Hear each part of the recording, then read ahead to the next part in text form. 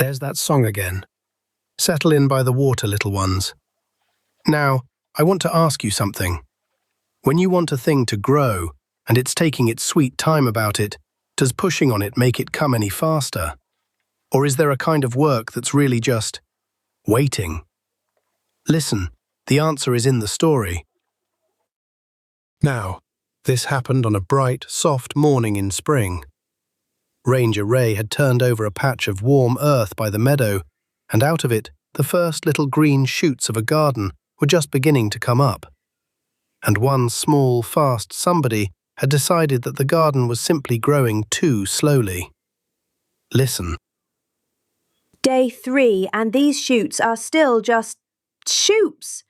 No flowers, no buds, nothing. Come on, garden. We are behind schedule. That's Zippy. The garden was growing exactly the way a garden grows, slowly, quietly, on the clock God set for it. Zippy could not stand it, so she decided to make it go faster. And zipping in 3 places at once, faster than the eye could follow, came Zippy the hummingbird. She hovered over the little garden bed and squeaked, Wait, I just had 7 ideas. Idea 1. What if the garden is slow because nobody is cheering for it? Idea 2. What if it just needs a little pep talk? Idea 3 through 7. Also cheering, but louder. and slow and steady came Shelly the tortoise. Young Shelly, sharp of thought, though slow of step. She looked at the little green shoots a long, comfortable moment and said, "They look right on time to me. Shoots first, buds later, flowers when they're ready. You can't rush a green thing, Zippy. It grows on its own clock." Its own clock? Oh no, I have a faster clock. I am the fastest thing at the whole creek. I beat my wings 50 times a second, Shelly. If anyone can make a garden hurry, it's me. You can beat your wings 50 times a second. A bud opens about once. Right, but it'll open better with me here. Faster, brighter, more petals, possibly in a nicer colour. I have not worked out the colour part yet, but I'm confident. Then I'll just have to be there for all of it. Step 1. A breeze machine to push the growing along. Watch, wings to full power and fan. You're fanning a vegetable. I am coaching a vegetable, Shelly. There's a difference. A coach believes. Grow, you magnificent little guy. Grow for Zippy. It's a turnip. and from the big old oak, all bright feathers, called down Ga-ring-go, the parrot. "Behold, the hummingbird races the season itself, a contest for the ages. My feathers are with you, small warrior. I shall narrate from a comfortable distance. Someone must." And at the edge of the meadow stood Fern the fawn, watching the little garden with her soft eyes. She said, quiet but clear, I noticed something. There's a bud right in the middle, closed up tight. It wasn't there yesterday. Maybe watch that one. Gently, though. A bud. A closed bud. Perfect. That's my finish line. Garden, meet your coach. We are going to open that bud by lunch. Right. Plan A. The breeze machine. Fanning now. and Zippy beat her wings into a little wind over the garden bed, harder and harder until the leaves were bending flat, and the bud did what buds do in a hard wind. Listen. Zippy, the bud's closing tighter. That's what they do when the weather turns rough. You made it a storm. Tighter? It's supposed to go the other way. Okay. Fanning was plan A. Scrap plan A. Plan B? I'll sing it open.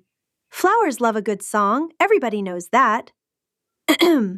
Rise and shine, little buddy. And Zippy sang to the bud. She sang it a morning song, and a marching song, and a song she made up on the spot about being a flower. The bud was a bud. It did not move at all. That third song had a key change. Thank you.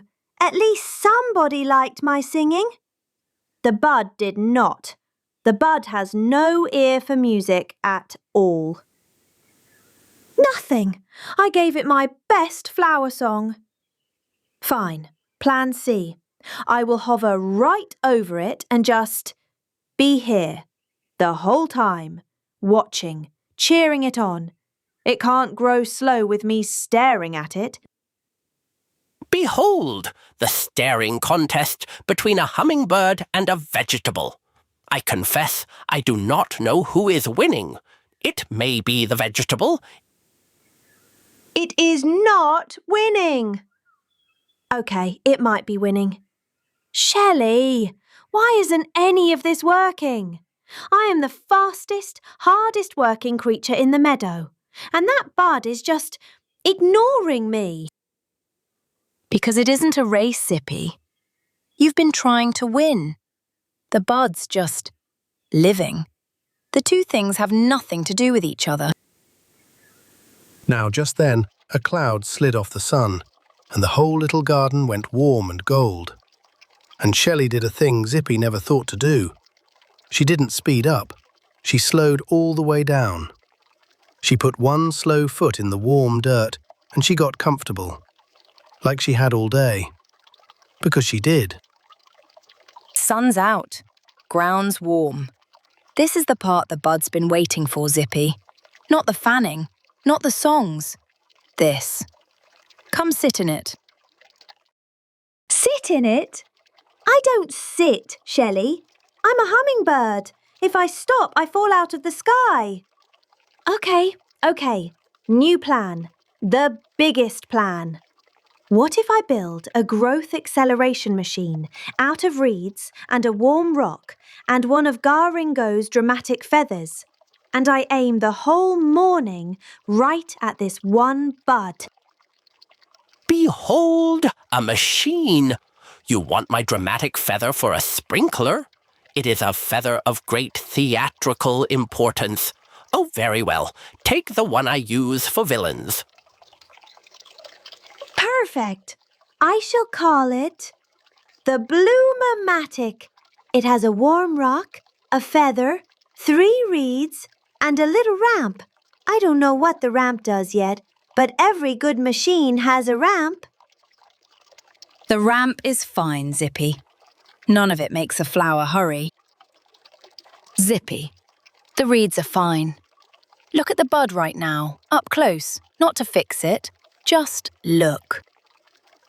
Okay, fine. Looking.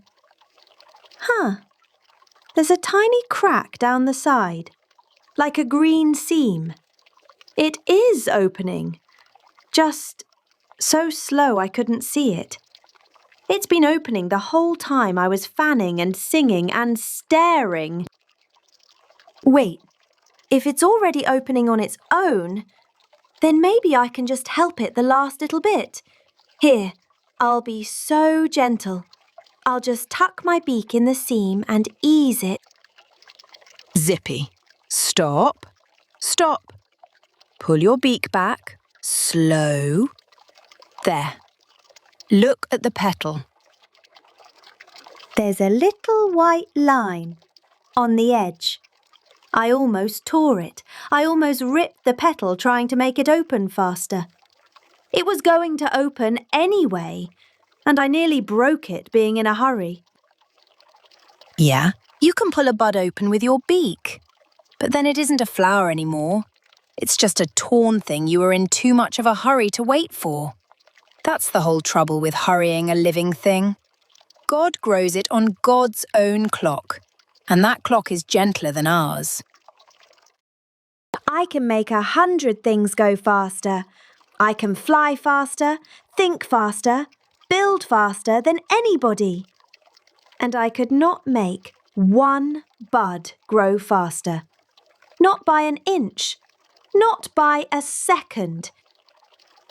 I tried so hard. I fanned it and sang to it and stared at it all morning. And the only thing my trying did was nearly tear it.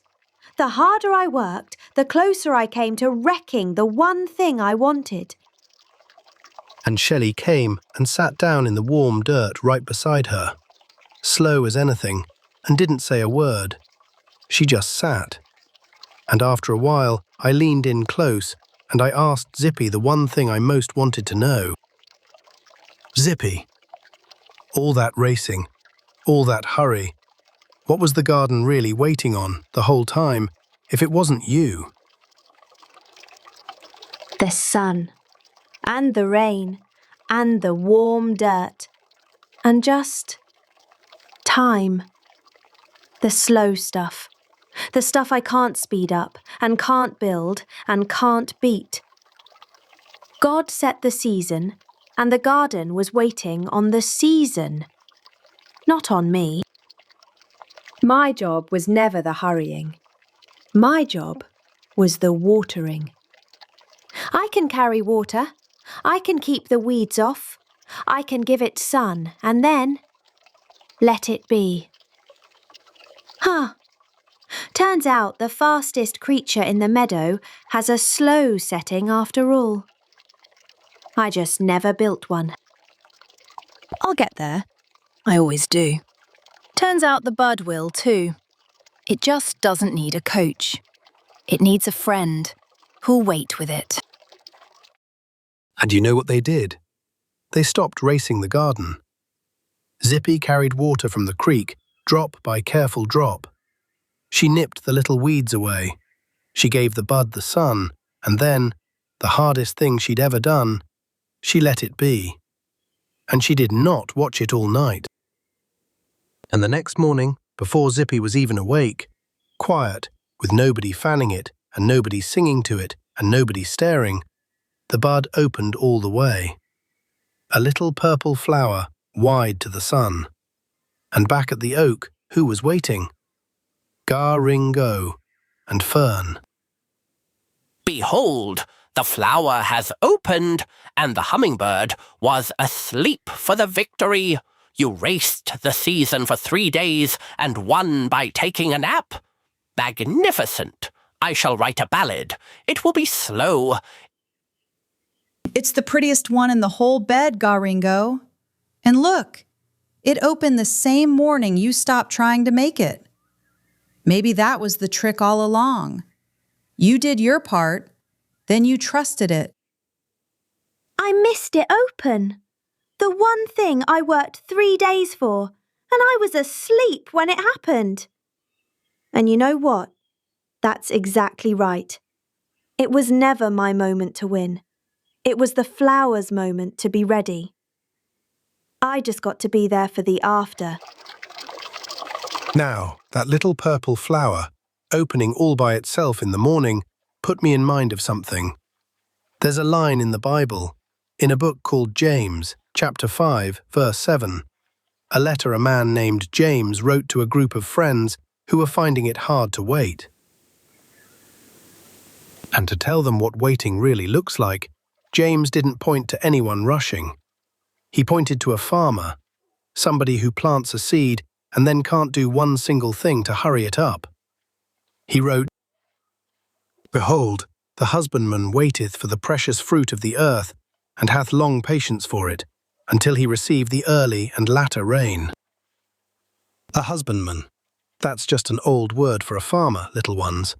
And the farmer does his part. He plants, he waters, he keeps the ground. And then he waits, with long patience, for the rain and the sun to do what only they can do. He can't pull the fruit up faster. Nobody can. That's the way of it. The growing was never your job. The tending was. You do your small part, the water, the weeds, the sun, and then you trust the season God set, and you wait. The slow does the rest. Until the next breeze brings us together, my friends. Be patient out there, little ones. Do your part. Then let the slow things take their own sweet time. And from his lecture branch swooped Professor Hoot, the most certain owl in Shiloh Creek. He cleared his throat and announced, Professor Hoot here, with a fact that is completely true. And tied, you'll be glad to hear, to all that waiting our young friends did today. Here it is. Inside a robin's egg, a tiny bird is growing, and you cannot hurry it, not one bit. The mother robin sits on her little blue eggs and keeps them warm for about 2 whole weeks. There is even a grand word for it, to incubate. What does that splendid word mean? It only means this, to keep an egg warm and wait, while the little one inside grows on its own. Warm it and wait. That is the whole job. And here is the wonder of it, children. All the growing happens inside the shell, where no one can see it, on a clock entirely its own. You cannot peek. You cannot help. And you most certainly cannot crack it open early, for the little one is not yet ready. When the chick is ready, and only then, it taps its own way out, all by itself. Warm it, and wait. That is all anyone can do. A fact, true and tested. Good evening. And up from the mud edge hopped the Mud Puppy brothers, Splish, Splash, and Splosh, already mid-argument. Splosh banged the table. Today on Mud Puppy Minutes, we will explain why a caterpillar had so many legs. Simple. A caterpillar has so many legs because it kept finding them. Lying about. A spare leg here, a spare leg there. Well, you don't just leave a good leg on the ground. You put it on. And also, it's such a long, soft, stretchy body. See?